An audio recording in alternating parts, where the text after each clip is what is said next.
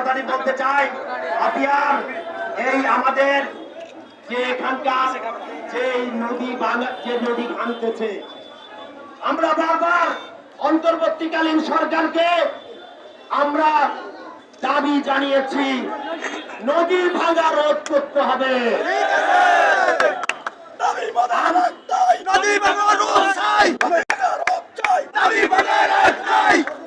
আমরা আজকের এই সমাবেশ থেকে বলতে চাই, আগামী দিনে ইনশাআল্লাহ বিএনপি সরকার যদি গঠন হয়, কি বলেন, বিএনপি সরকার গঠন হবে না? জনগণ তো বিএনপি কে ভোট দেওয়ার জন্য উন্মুখ হয়ে আছে, কি কথা ঠিক আছে?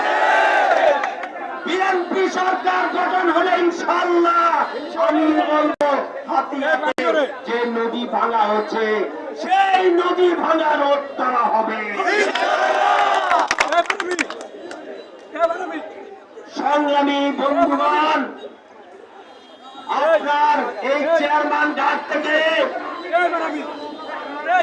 নলছিড়া ঘাটে যে যাতায়াত ব্যবস্থা আমরা দেখেছি, আমাদের এখানকার যারা জনগণ আছে, এখানকার সাধারণ জনগণ যারা আছে, তারা ওই পারে এখান থেকে ওই পারে যেতে অনেক কষ্ট হয়। যাতায়াতের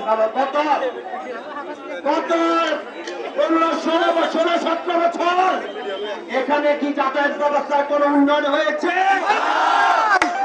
কোন উন্নয়ন ঘাট পর্যন্ত ইনশাআল্লাহ যাতায়াত ব্যবস্থা উন্নত হবে।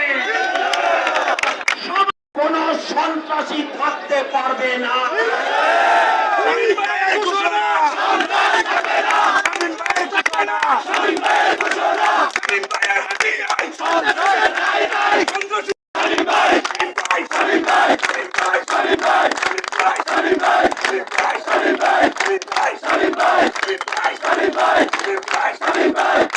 সংগ্রামী বন্ধুগণ, এই হাতিয়াতে কোন চাঁদাবাজের জায়গা হবে না। এই হাতিয়াতে যারা অপকর্ম করবে তাদের জায়গায় হাতিয়াতে হবে না। তাদের জায়গা কোন জায়গায় হবে? জেলখানায়। তাদেরকে যারা এ ধরনের কর্মকাণ্ডে লিপ্ত হবে তাদেরকে আইনের আওতায় আনতে হবে। আমরা কথা দিতে পারি, ইনশাআল্লাহ আমরা যদি ক্ষমতা আসলে এই যে সব